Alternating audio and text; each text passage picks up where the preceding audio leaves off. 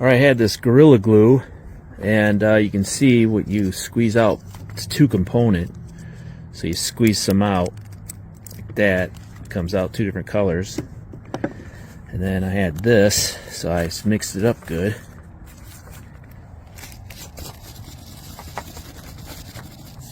And then I scraped it off and put it on here.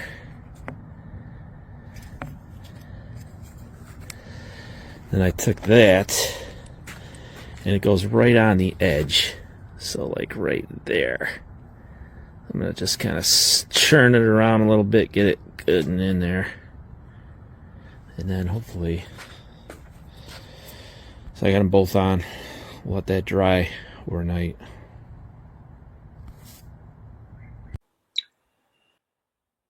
Alright, this was included in what we bought.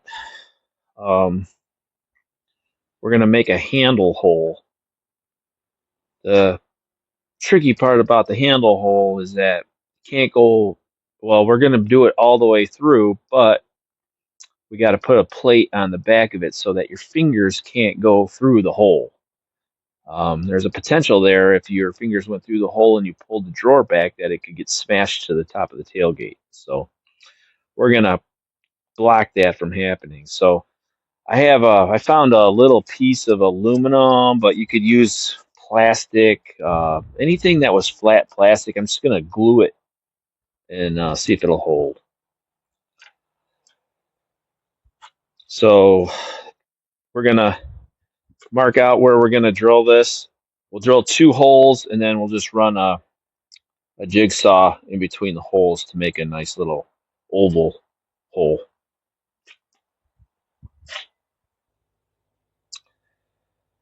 All right, so we had to decide how big the hole was going to be, and I kind of went off the width of my hand. It doesn't need to be any bigger than that. So what I did was, I know that 24 inches is the middle, so I went 1 inch over at the 23-inch mark, and another one at the 25-inch mark, and I'm gonna run this through at the 23 and this at the 25, and that'll almost give us 4 inches that hole will be to be able to pull that open. And then I also ran it 2 inches from the edge, so that it probably give it a good inch, of in. So we'll go ahead and try that. So I got my cordless drill for this. I tried doing it with the, what do they call that, driver, and this is a little sloppy inside those. So these the drill is better. You can do it the other way, just not as clean of a hole.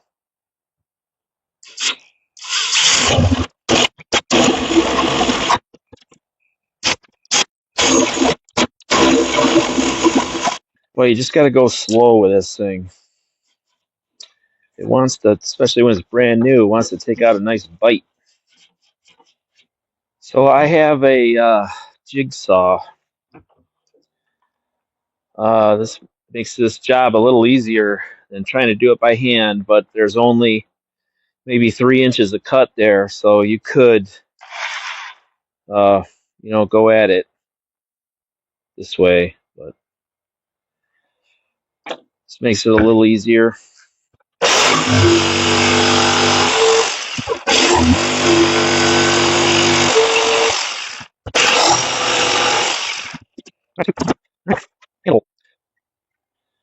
All right, so now I'm going to take this Gorilla Glue. It's got a piece of garbage here that shoots them out on it. Mix it up. The Gorilla Glue was part of the whole Amazon purchase.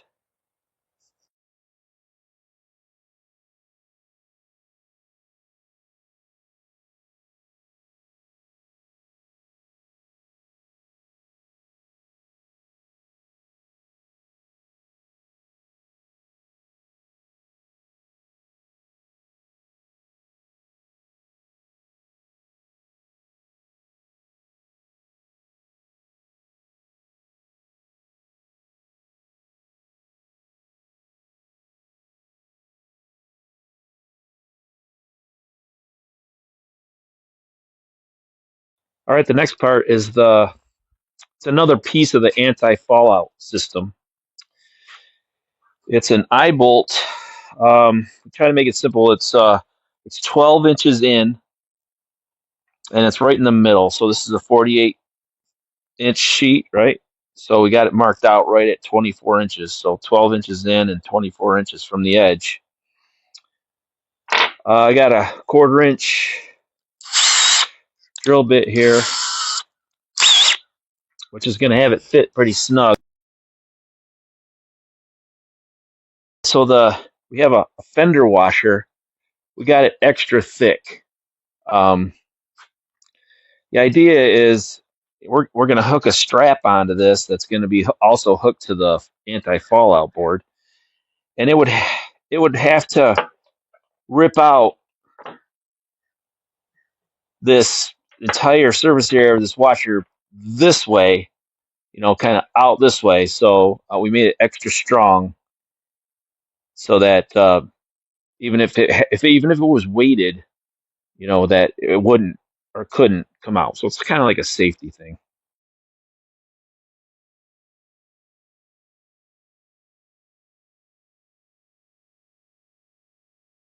All right, so it's right here.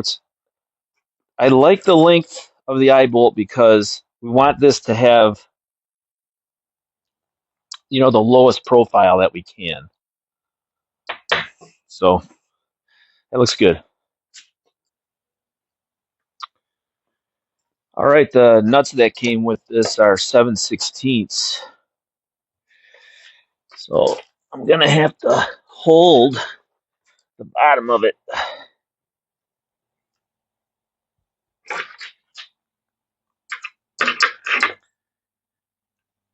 And you want the eye bolt lined out, pointing along the tray. So I'm just going to keep tightening it a little bit. I think that should be good. That's actually pulling that hook into the wood a little. All right, the next step is another safety feature. We call it the anti-tip. And these are some double washers. And we're going to put them, they're going to go right in line with the hook or the eye bolt. And we're going to put them on here. And the idea is that the C channel of the conveyor sections, this thing's going to ride underneath them so that if there was weight on the front of the drawer when it was fully extended, this is going to keep it from tipping out of the truck. So that's why we call it anti-tip.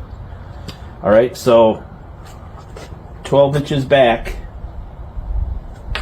right in line, and we're going to use these same 2-inch screws. I mean, it's important that they do their job, so we're going to use these long screws to really hold them securely.